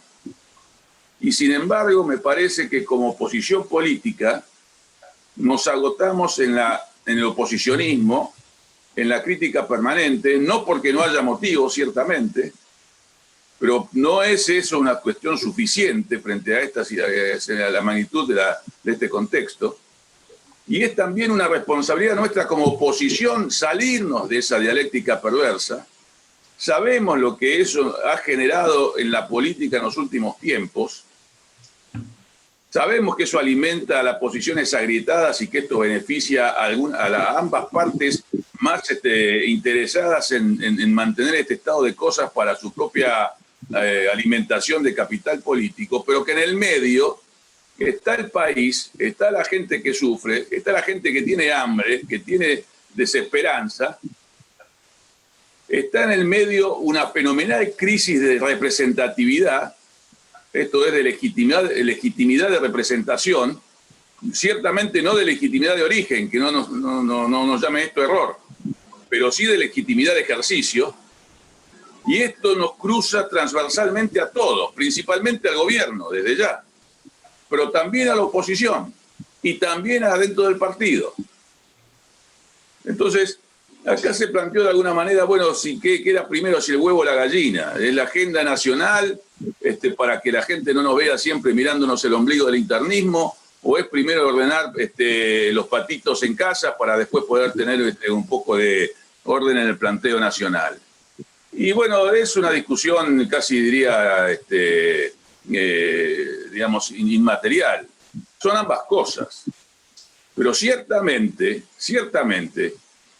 para empezar por lo más inmediato, por lo más cotidiano, o lo más doméstico, si no tenemos un reconocimiento hacia adentro de todas las vertientes que participan del radicalismo como han participado siempre, y también lo dijo Francisco respecto de que el partido siempre tuvo estas diferencias de opinión y estos alineamientos internos, son perfectamente legítimos, pero si no hay un reconocimiento recíproco de las partes, es muy difícil tener una posición partidaria para cumplir, que defina un rol en la oposición. Yo digo con un sentido primero de autocrítica doméstica. Hoy no se sabe qué piensa el radicalismo. No se sabe qué piensa un radical. La gente no sabe lo que nosotros pensamos.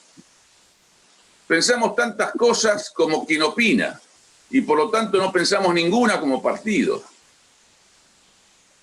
Por un motivo o por otro, y yo no quiero hacer con esto revisionismo crítico ni mucho menos, quiero tratar de precisar un diagnóstico con perspectivas propositivas hacia adelante. Por un motivo o por otro, hemos estallado el proyecto político partidario y no tenemos capacidad propositiva hacia la ciudadanía. Y esto no solamente es así, sino que continúa en este estado de cosas después de una situación para mí, digamos, concluyente, como es la derrota electoral en el año, a fines del año pasado, que es un balance que la ciudadanía ha hecho del rol que cumplió el partido, en particular. Es un balance más amplio que eso, pero que respecto a nosotros es un balance del rol que ha cumplido el partido. Y sin embargo seguimos en la misma situación sin siquiera ser convocados a un debate que nos permita reevaluar la situación y nos permita confirmar democráticamente si este es el camino o hay que transitar algún otro. Es una situación de imposición. Nos llenamos la boca de democracia frente al gobierno y hacia afuera y imponemos una situación de hecho, de facto, de coalicionismo, digamos, derrotado políticamente hacia dentro del partido. Y a toda disidencia respecto de esto la desconocen o la desconocemos. Hablemos en plural, digamos, somos supuestamente una misma pertenencia. Y no solamente en cuanto a procedimientos. Lo grave de esto es que hay corrimiento de ideas, porque estallado el proyecto político, hay ideas que son ajenas a la tradición del capital político simbólico de siempre, al bagaje doctrinario, de historia, al ideario del partido. Y por supuesto que si esto tiene que ser revisado, deberá ser revisado, pero no de manera impositiva, sino en función de un debate serio de contenidos, no de acciones políticas circunstanciales acomodaticias a una perspectiva interpretativa del poder o del poder de la oposición. ¿Cuál es la legitimidad de ejercicio que tiene esa conducción política del partido? De la misma manera que criticamos la legitimidad de ejercicio del gobierno en hacer las cosas que hace, no podemos tener la dualidad de no llevar el mismo sentido de crítica a quienes en otra dimensión de las cosas y en otro sentido diferente, pero similar en concepto, practican lo mismo hacia dentro del partido. Entonces es imprescindible poner esto en la perspectiva adecuada. Es imprescindible que el partido se dé un reconocimiento de la necesidad de un debate de ideas. Es imprescindible y aparte es propio del principismo que reivindicamos. Digo ahora esto de una manera más fuerte. No seamos hipócritas políticamente hablando. Reconozcámonos como reconocemos y pretendemos que nos reconozcan también como oposición frente al gobierno. La responsabilidad del partido hoy y de las autoridades que lo conducen en particular, justamente porque lo conducen, es recuperar un radicalismo soberano. Salirnos de coalicionismos que no tienen sentido, que han probado su fracaso y que no tienen sentido en este contexto. Por lo tanto, de vuelta, ¿qué es primero, si una cosa o la otra? Yo creo que es necesario, lo primero es sincerarnos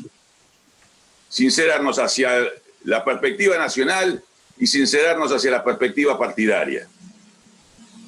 Y en el sinceramiento, volver sobre las fuentes, volver a practicar lo que decimos de palabra. Y entonces sí, darnos la oportunidad del debate, del revisionismo, de la actualización. Si no tenemos que correr para un lado, debatámoslo y veremos si entonces es la posición mayoritaria del partido. Si tenemos que actuar en algún sentido coalicional, debatámoslo, confirmémoslo o modifiquémoslo. Pero no podemos seguir en esta anomia inercial, porque en realidad es una negación del debate. La anomia no es solamente anomia, es en todo caso un cercenamiento de una participación más activa. Quizás, y no quiero hacer interpretaciones, pero justamente porque hay aprensión a promover el debate. O hay preocupación a perder posiciones que han sido ganadas de una manera que claramente en ese caso no tienen la legitimidad que deberían tener. Entonces es muy difícil que nosotros podemos estar elaborando y elaborando y elaborando, pero si no ponemos una perspectiva de acción política, yo siempre digo lo siguiente: hemos tenido grandes pensadores, grandes intelectuales, que además eran grandes políticos, no eran personas distintas, unos intelectuales y otros eran los políticos. Grandes intelectuales que además eran grandes políticos y que fueron hombres que rompieron frontera en el pensamiento político nacional a mediados del siglo pasado en la posguerra. En el movimiento de intransigencia y renovación, la declaración de Avellaneda, la profesión de fe doctrinaria.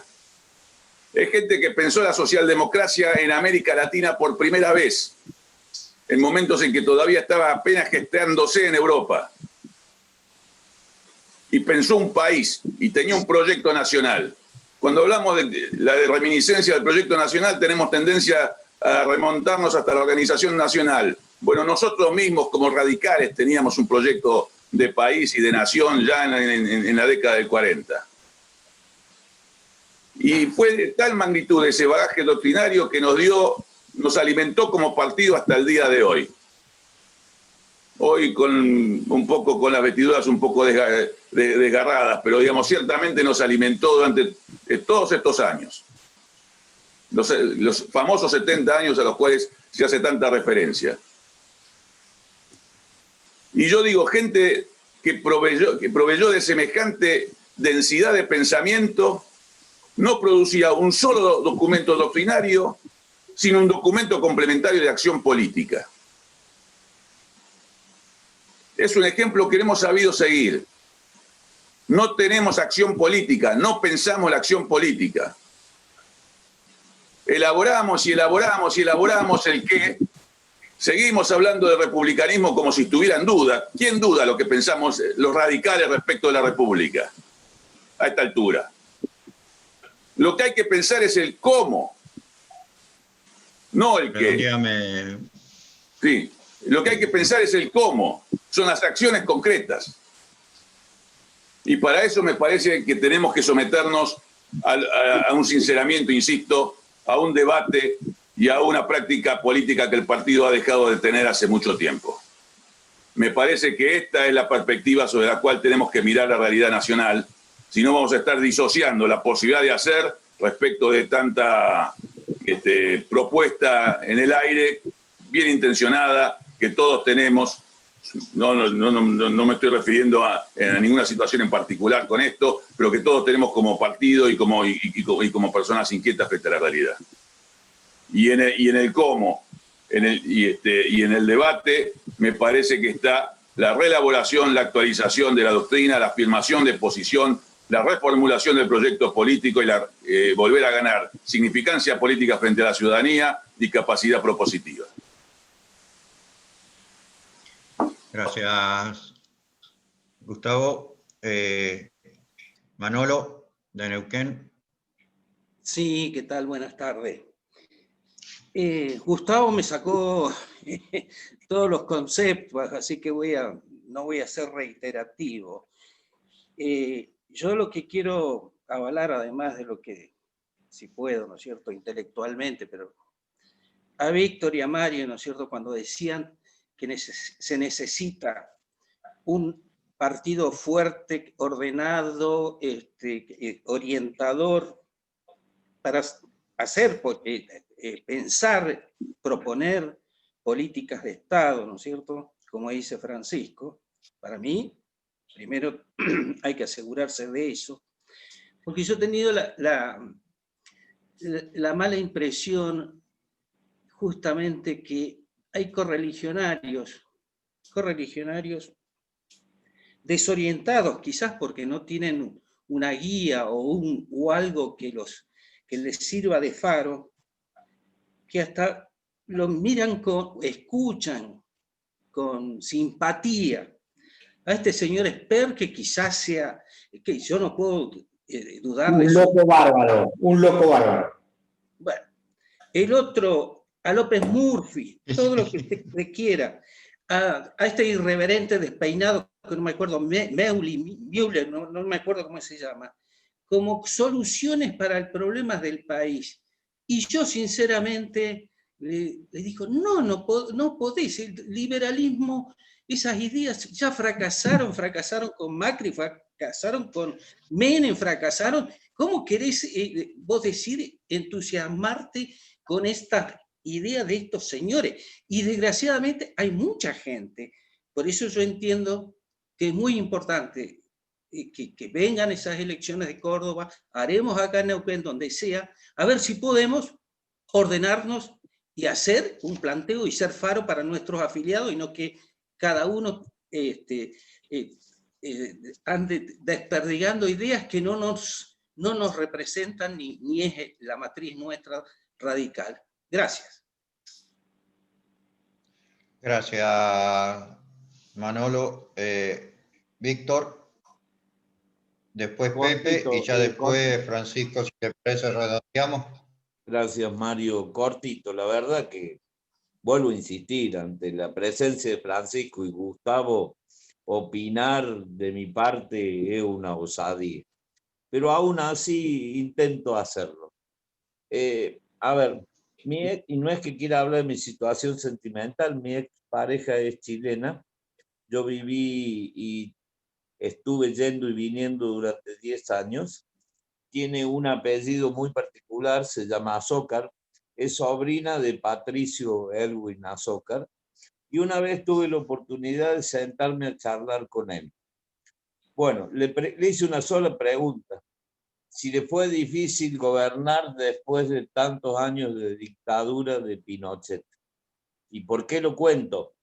Porque me dijo, más allá de los errores, aciertos e inconvenientes, era fácil, porque gran parte de la mayoría quería salir del estado en el que estaban. Entonces yo, cuando lo traslado a la situación actual de Argentina, digo que no es factible que podamos negociar con el kirchnerismo o el populismo, no todo el peronismo, con ese sector, porque tienen una soberbia que, si vos le preguntás cómo está el país hoy, son capaces de decirte que está espectacular y que todas las cosas que tienen planeadas van a salir de a poco y van a lograr resolver el problema del país. Entonces, son dos escenarios distintos, inclusive con el de la Moncloa, donde todos los actores que se sentaron a la mesa tenían una necesidad imperiosa de consensuar para armar un discurso coherente. Por eso insisto, ante la soberbia del gobierno nacional, creo que la Unión Cívica todavía tiene unos meses por delante para reorganizarse.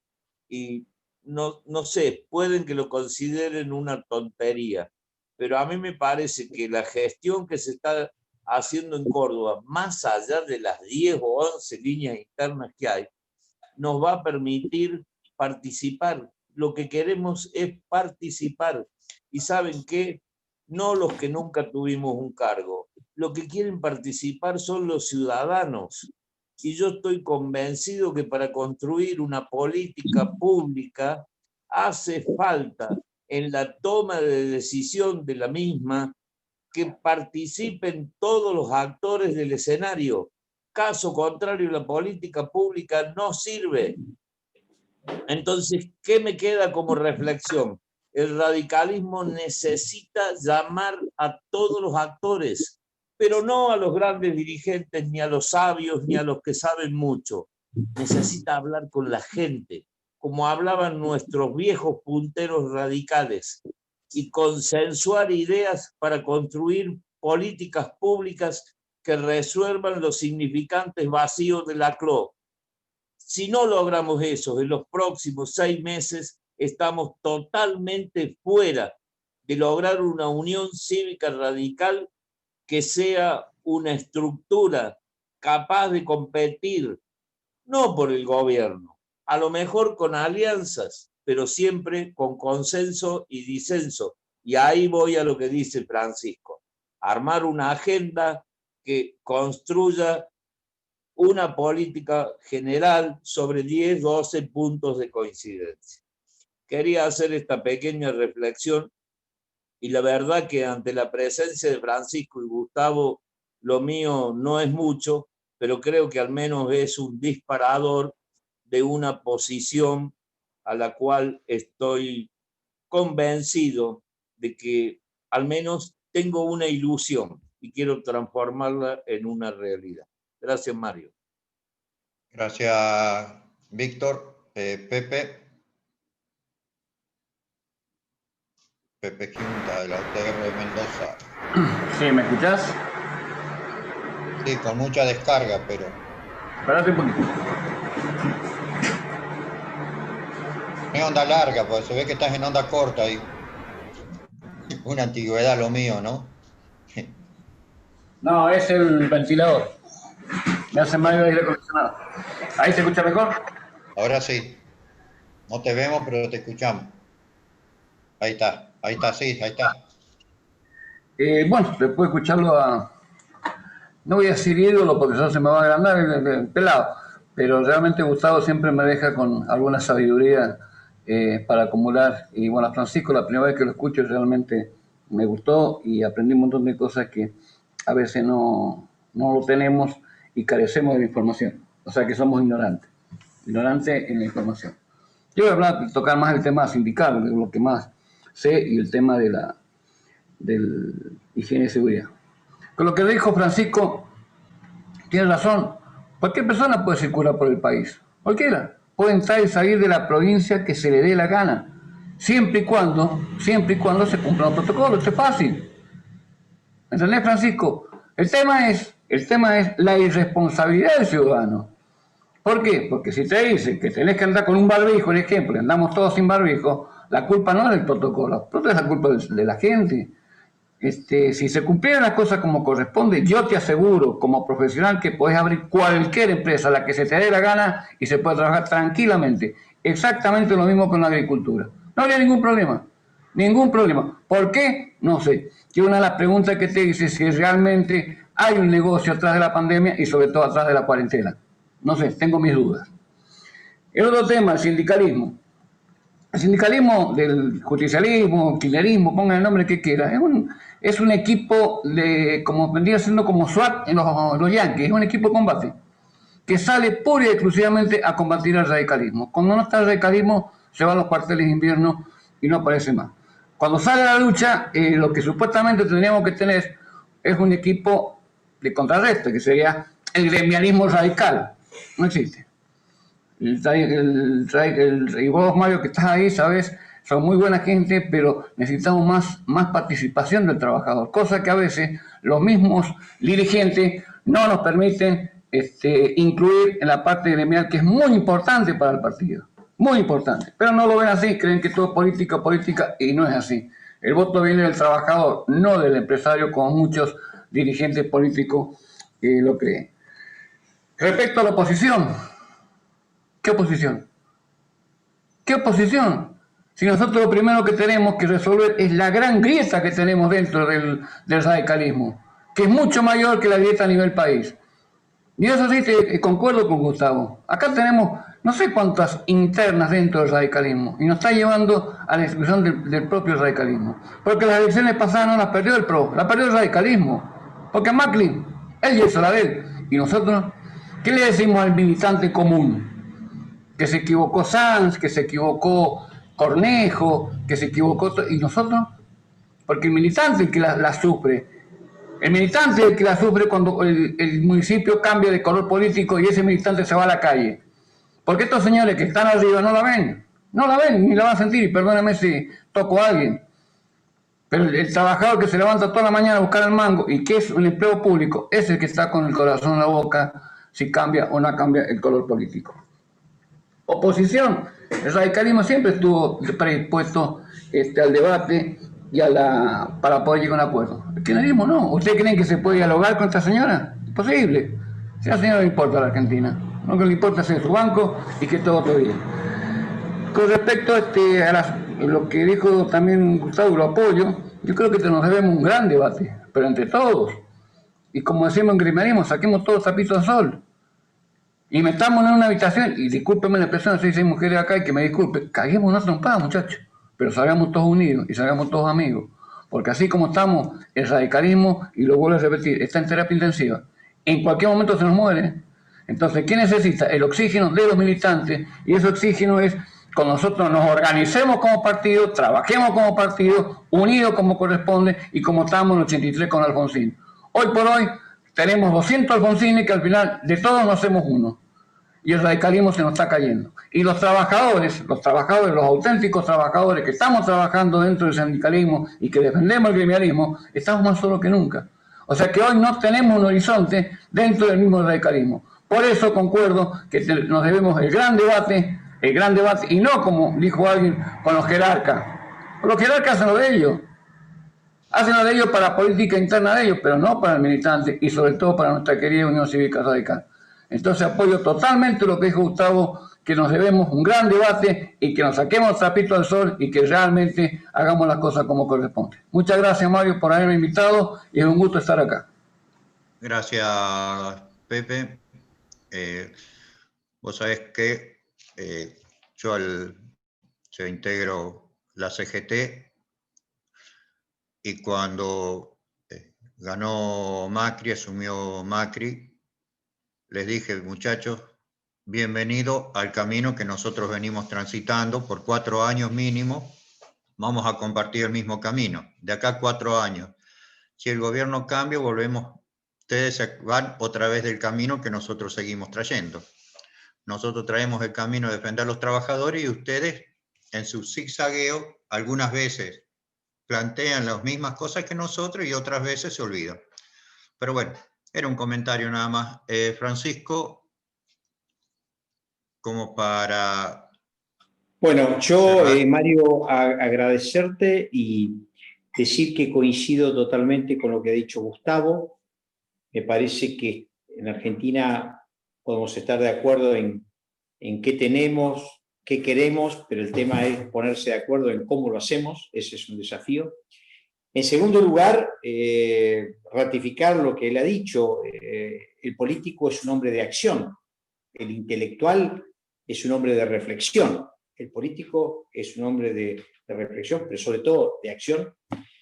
Y a todo esto, esta compleja crisis en la cual con Gustavo coincidimos, hay que agregarle algo que está pasando en el mundo, que es la fragmentación de los partidos políticos y la falta de la representación. Entonces, yo coincido con esto de que nadie puede blandir el radicalómetro y empezar a tirar gente por la borda.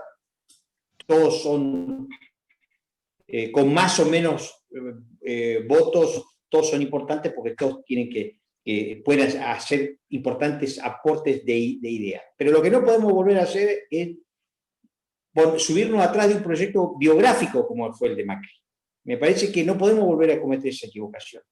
Entonces, no fue un proyecto de país. Digo, porque uno atrás de un proyecto de país puede cometer equivocaciones. Nosotros nos subimos atrás de un proyecto biográfico. Entonces, creo que el hecho de no, digamos, vetar a nadie, el hecho de decir estar predispuesto a dialogar con todos, me parece que esta tiene que ser la regla. Y, por supuesto, coincido que también hay que fortalecer al radicalismo. Pero me parece que también una forma de fortalecer el radicalismo, hoy no tenemos liderazgo excluyente, esto forma parte de la realidad, no tenemos una escasez de liderazgos nacionales, forma parte de la realidad, pero me parece que la forma de construir esos liderazgos es tomar la agenda de la gente, digamos, y además la agenda de la propuesta, no ir atrás de la chicana berreta, ¿no? Así que bueno, yo, Mario, te agradezco, llevamos más de 2 horas, me parece que ha sido muy rico. Agradezco a los que han tenido la paciencia y la comprensión para escucharme, y bueno, y a seguir, digamos, haciendo el radicalismo que significa también mantener, que de alguna manera lo dijo Gustavo, esa bandera que ha caracterizado del diálogo, de la tolerancia, de decir, no le exijamos a los otros lo que no hacemos nosotros. Así que bueno, desde ya muchísimas gracias, y gracias a todos por la paciencia. Bueno, gracias, Francisco.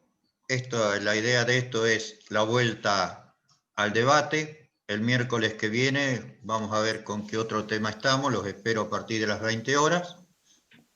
Y bueno, ya estamos terminando. Ya vamos a ver cómo continuamos el tema de esto. Así que, gente, chao. Gracias. Muy bueno. No, felicitaciones, Vikingo, por el espacio.